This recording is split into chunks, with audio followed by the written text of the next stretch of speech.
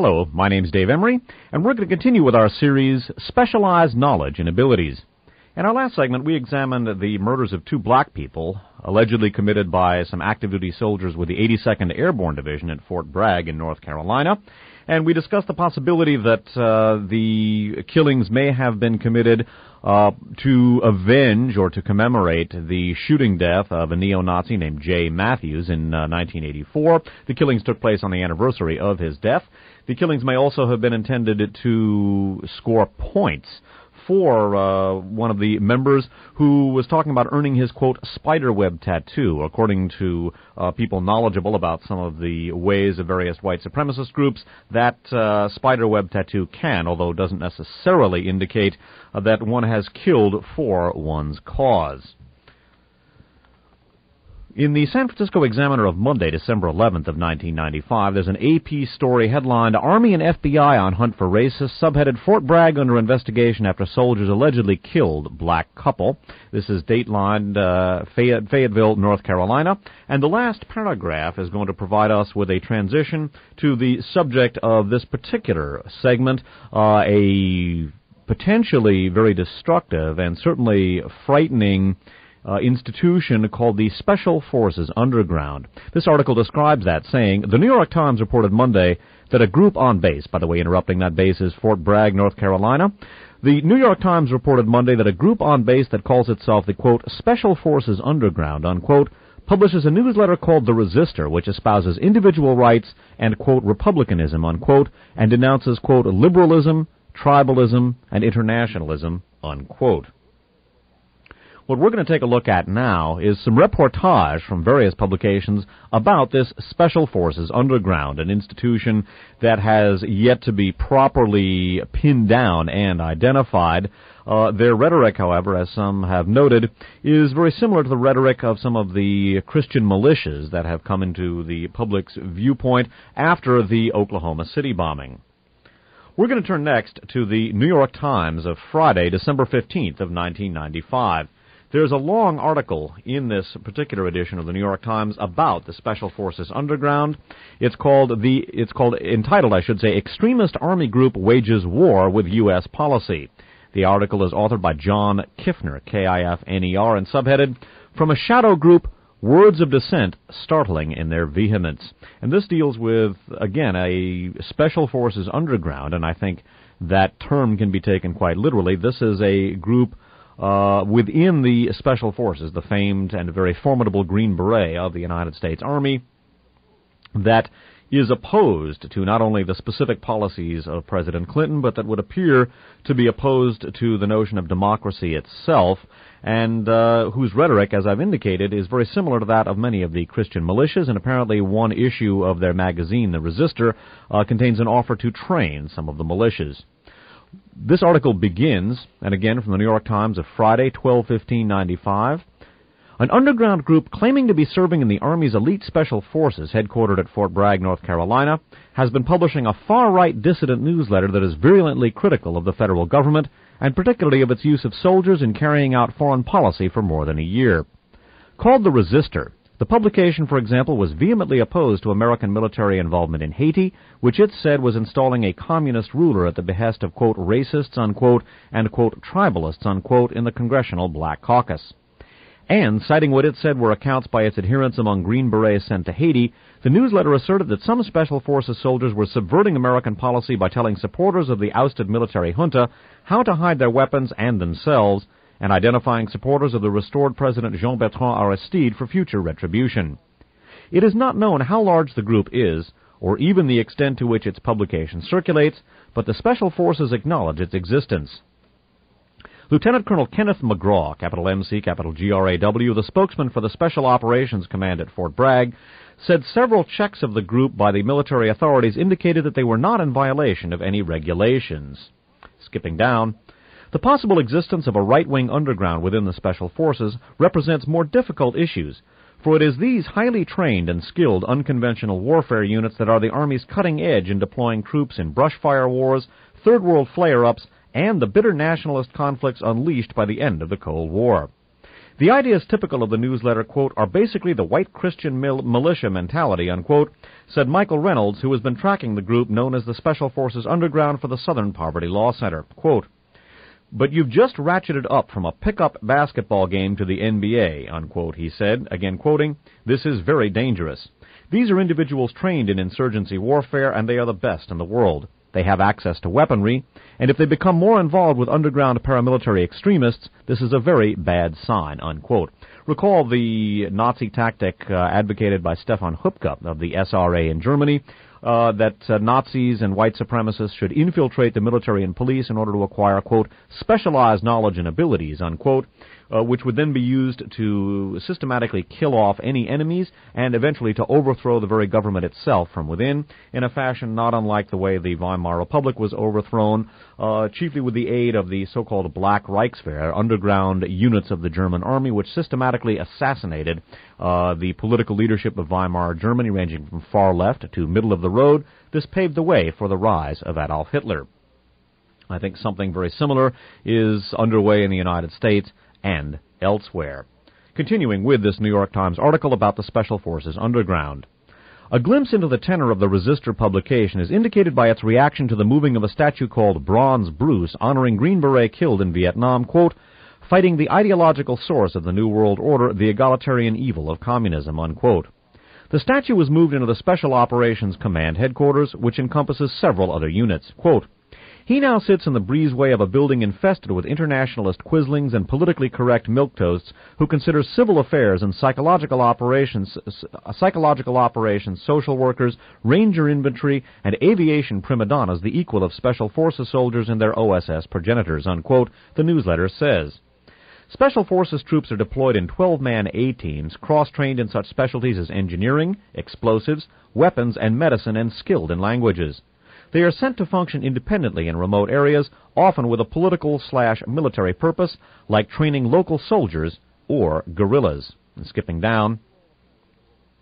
This role, apparently the role of peacekeepers, that is, talking about peacekeeping missions, this role apparently holds little appeal for the soldiers behind the Resistor, who described American peacekeeping this way, quote, the U.S. military has become a slave service for the wealth redistribution schemes of internationalists and gangs of weeping do-gooder mystics. One need simply note the circling of media carrion eaters to predict in which third world toilet these altruists will flush hundreds of millions of U.S. tax dollars and the lives of U.S. servicemen. Peacekeeping is a monumental fraud, unquote. The coming issue of Soldier of Fortune magazine carries a not unsympathetic article on the Special Forces Underground, including an interview with the Resistor's editor, who contends that the Army has begun a, quote, witch hunt, unquote, against the group, trying to drive suspected members out of the elite unit. But both the Soldier of Fortune article and Mr. Reynolds noted that the groups had used clandestine skills they had been taught in the Army to conceal themselves from the authorities. Mr. Reynolds said the publication had been available until recently on the Internet, the Computer Communications Network, and had shifted its printing and distribution center from Arlington, Texas, to Maryland, to Kansas City, Missouri, to Bloomington, Minnesota.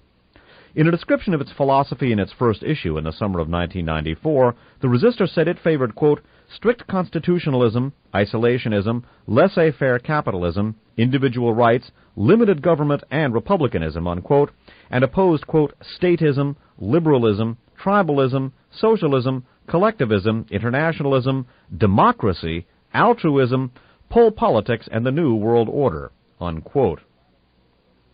With a coiled rattlesnake, a Revolutionary War symbol, on its masthead, the publication inveighs against Joint Task Force 6, which uses soldiers to help combat drug smuggling, and it warns of supposed government plots to use the Army to disarm the public.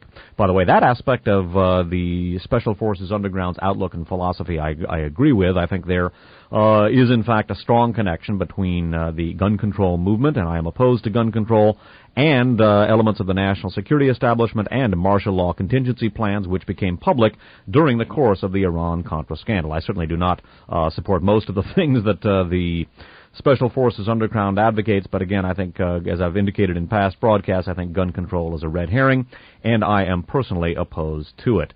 Perhaps later in this series we can get into the apparent intelligence community connection to the gun control movement, but that will depend on time. There's a lot of ground to cover. However, this aspect of the Special Forces Underground's outlook I personally agree with, and I think history will bear me out. This is not to be misinterpreted as an endorsement of their entire political agenda or even most of it. Indeed, I share the concerns of some of the observers quoted here about the potential for the Special Forces Underground to literally pave the way for a right-wing/fascist overthrow of the United States government. Continuing. Written in a combination of military jargon and intellectual references to the philosopher John Locke, its articles include both right-wing politics and military tactics. It also contains cryptic personal advertisements like, quote, "The Kings Mountain Model Railroad Club will hold its quarterly meeting at the Greensboro Address. Topic, the joys of timber trestle modeling," or Samuel Donaldson has 14 red peonies growing in his garden, unquote. A note in one recent issue advertised, quote, "Sniper firearms training, former Special Forces sniper instructor, selective, expensive." The first issue found its way into the reference library at the John F. Kennedy Special Warfare Center and School at Fort Bragg and was confiscated in August of 1994. The publication itself, however, would only have been illegal if it had been produced on Army time or with Army equipment or Army material, like any paper an Army spokesman said. In the spring of 1995, Colonel McGraw, the Army spokesman, said all available issues were sent to the Army's staff judge advocate for review. The judge advocate ruled that the material did not violate Army guidelines or regulations, he said, and a further review indicated there was no violation of security or disclosure of classified material. Still concerned, however, the commander of Special Operations, Lieutenant General J.T. Scott, issued a policy letter telling commanders they should understand the rules governing extremist organizations, Colonel McGraw said. The general then ordered a survey of 1,111 troops in Special Operations Command to see if any participated in extremist groups. All said they did not. The Army had already ruled, however, that the, quote, underground, unquote, did not fit within the extremist guidelines. Well, those guidelines would appear to me to be somewhat technical, certainly if, in fact, the claims made in the resistor that Green Beret and Haiti were actively countering official U.S. policy. That would appear to me to be a breach of military discipline as well as something that was illegal. However, I would note some of the aspects of the stated political outlook of the Special Forces Underground. It remains to be determined just who these people are, whether they are sincere conservatives of an extreme nature or outright fascist, as I suspect many of them are, although perhaps not all of them. I do think that some of the views expressed by the Special Forces Underground, as well as their obvious capabilities, and these are not only extremely formidable individuals from a military standpoint, but they're also highly intelligent, as some of the quotes from the interview I'm about to read you indicate. And I think their official opposition to democracy is something that should be of great concern to Americans, all Americans, and indeed the Stefan Hupke tactic of infiltrating the military to acquire specialized knowledge and abilities should be borne in mind. It would be difficult to imagine any knowledge and abilities more specialized than those of the Green Beret. In that New York Times article I read, there was a reference to a forthcoming Soldier of Fortune article, and not unsympathetic article, about the Special Forces Underground. That article indeed did come out. It's from Soldier of Fortune's issue of February of 1996. The article is entitled "Witch Hunt for the Resistor," subtitled "Army Special Operations Command Beats Bushes for Maverick Magazine." It's authored by James L. Pate, P-A-T-E. Skipping down in the article, we read about an account that New York Newsday had of the resistor and the Special Forces Underground. The decidedly liberal and now defunct New York Newsday called it a, quote, rebel guide circulating among homegrown militias that gives tips on guerrilla warfare tactics and attacks Clinton administration policies. By the way, those are followed by brackets with regard to gives tips on guerrilla warfare tactics. They say HERS, with an exclamation point, obviously sarcastic. And after talking about attacking Clinton administration policies, they have heaven forbid, again followed by an exclamation point, obviously intended to underscore sarcasm. Continuing. The resistor has been circulated to Green Beret bases and other U.S. military installations, as well as to private paramilitary organizations whose members fear what they describe as federal government plans to disarm Americans and sacrifice U.S. jobs and businesses to a new world order, unquote. And again, I would note that I think there are elements of significant truth in some of the things said by the resistor. I don't think one need be a member of the Special Forces underground to recognize that multinational corporate capitalism is indeed transferring jobs and manufacturing facilities out of modern countries such as the United States and Germany, where workers demand a high standard of living and a reasonably high wage. Those businesses are being moved to third world countries in order to take advantage of the poor wage scale and lax environmental regulations. More about the Newsday account of the resistor. The Soldier of Fortune magazine and James L. Pate, its writer, go on to note, quote, "It is interesting to note that the resistor survives. New York Newsday did not. The Newsday report noted the significance of alleged Green Beret control of the resistor because the Army's approximately 6,000, quote, Special Forces members routinely take part in Central Intelligence operations overseas. They are skilled in fomenting revolutions and putting down insurgencies," unquote.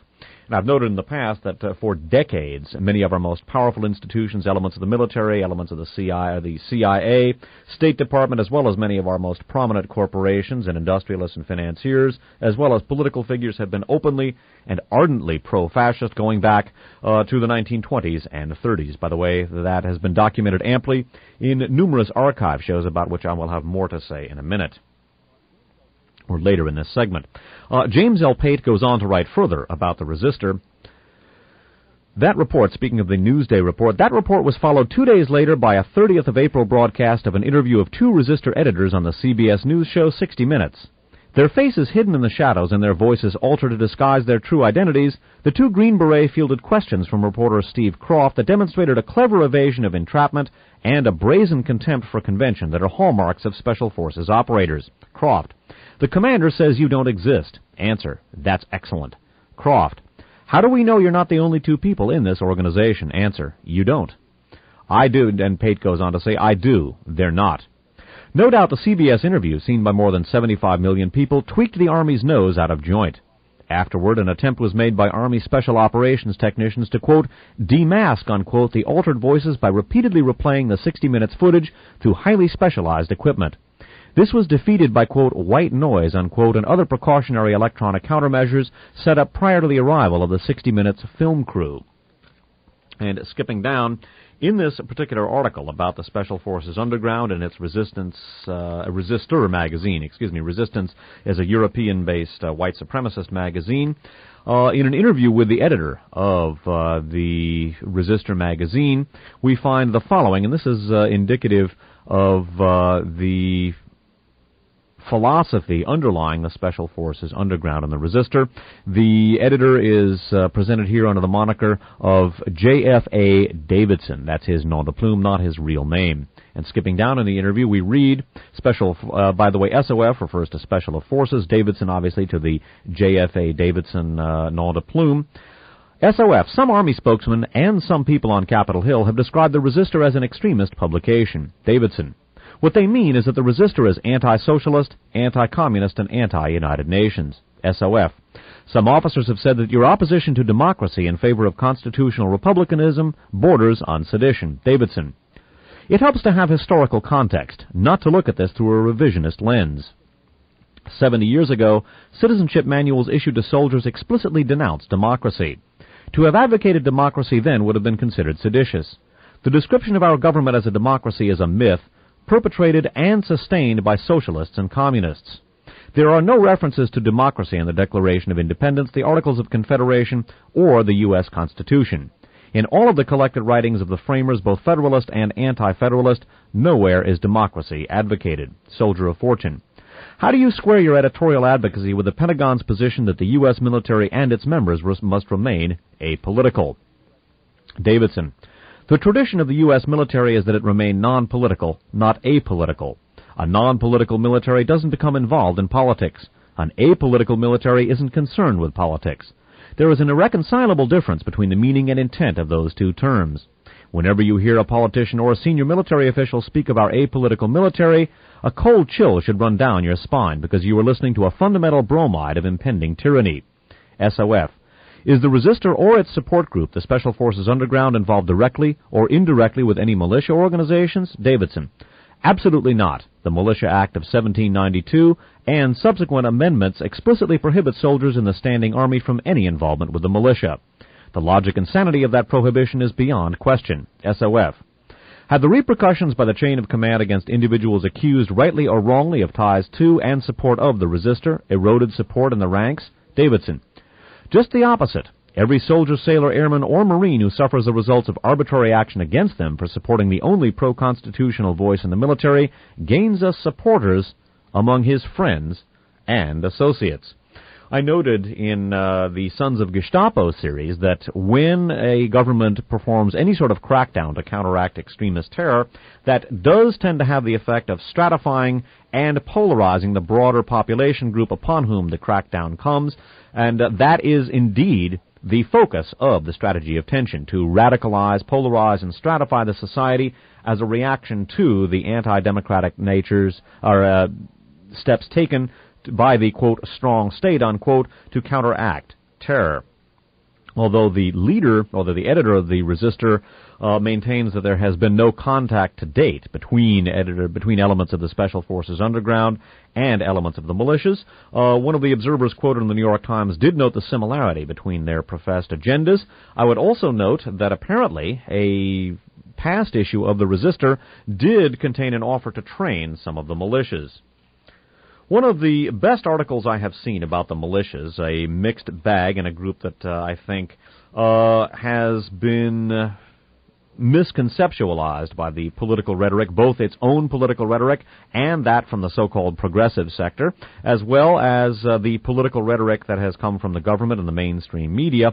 One of the very, very best articles on the militias, one which I think raises more questions than it answers, and that is properly so. That is a proper approach, in my opinion, to take vis-a-vis the militia, because I think there are more the militias. I think it is a mixed bag, and there are many members of these organizations who are outright raving Nazis and fascists, and many of them who are sincere, albeit generally badly misinformed conservatives.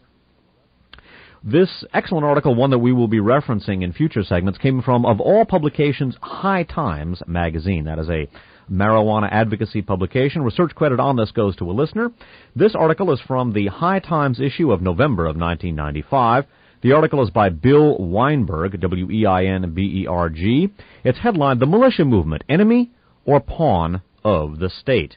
And skipping down in this article, we read the following, referring to, first of all, the open scorn that Bill Clinton was met when he addressed the graduating class of West Point. Clinton is now the first and only president to have been jeered by the cadets when he addressed the graduation ceremonies at West Point. This kind of open alienation of military troops from their commander-in-chief is the necessary prerequisite for a classical coup d'etat of the sort which conventional wisdom maintains, quote, can't happen here, unquote. Note the use of the term conventional wisdom. I think it is happening here. Continuing. After the Oklahoma blast, a newsletter called The Resistor, the official publication of the Special Forces Underground, was discovered in the library at Fort Bragg, North Carolina, the Army base where Green Beret are trained, and Tim McVeigh was posted. Tim McVeigh, of course, one of the accused in the Oklahoma City bombing. Continuing. Filled with bitter diatribes against Clinton and the Waco siege, The Resistor is apparently produced by active duty Green Beret. One recent issue included an open letter to the militia movement warning that an armed confrontation with the federal government would be premature. Quote, Should the federal government decide to act against the militia groups and the militia groups stand and fight, they will not in their current configuration last 1 month, unquote, the issue read. It then went on to offer training in special operations for militias to prepare for the coming showdown. So there was apparently at least an offer to train militia groups for a coming confrontation with the federal government. That confrontation itself might serve to invoke the martial law contingency plans that are on the books. And again, I would note that in Germany and in Austria, extreme right-wing terror was indeed the excuse for calls for a crackdown by the, quote, strong state, unquote. I would also note that the soldiers who allegedly killed those black people in Fayetteville, North Carolina, were, of course, from Fort Bragg, where the Special Forces Underground appears to be headquartered, or at least it's one of its central bases is. I would note a statement made by Jesse Helms on November 22nd, 1994, in which he stated that if Bill Clinton ever visited military bases in his home state, he'd have to have a bodyguard and or wear a bulletproof vest. A statement that, in my opinion, came very close to sedition. Note the open scorn for Bill Clinton in many military circles. I think that there may be many people with specialized knowledge and abilities who would participate in an active attempt to overthrow the government, and that in turn would almost certainly provoke the declaration of martial law. My own feeling is that the destabilization of American democracy at the moment bears, as I indicated, some comparisons with the overthrow of the Weimar Republic that I have documented in past archive shows, and some comparisons with the subversion of the French Republic prior to the German invasion in 1940 during World War II. Those archive shows are a form of radio documentary that I've put together over the years in which the printed sources upon which my lines of argument are based are excerpted on the air, literally read on the air, much as information has been in this segment, so that listeners can tape the programs and use the resulting tapes as an audio study resource. All of these archive shows are on permanent file with the tape duplication service. More about that right now. All of Dave Emory's archive shows are available from a tape duplication service named Archives on Audio. They can be contacted at P.O. Box 170023, San Francisco, zip code 94117-0023. The phone number is 415-346-1840. Again, Archives on Audio can be reached at P.O. Box 170023, San Francisco, 94117-0023. The phone number, 415-346-1840. There is also a catalog available which lists all of the archive shows, gives a synoptic description of each show, and cross-references the programs with other broadcasts containing similar or related material. The Archives on Audio catalog is available on the KFJC webpage, which is reached at http://www.cygnus.com/KFJC/Emory. Again, the website, all lowercase letters, is http://www.cygnus.com/KFJC/Emory. The website also has a suggested reading list and a list of other sources to pursue for more information on this field of research. Neither Dave Emory nor KFJC gets money from this arrangement. KFJC is the home-based station in the South San Francisco Bay Area at which I record these programs. That concludes this segment. My name's Dave Emory. Thanks for listening.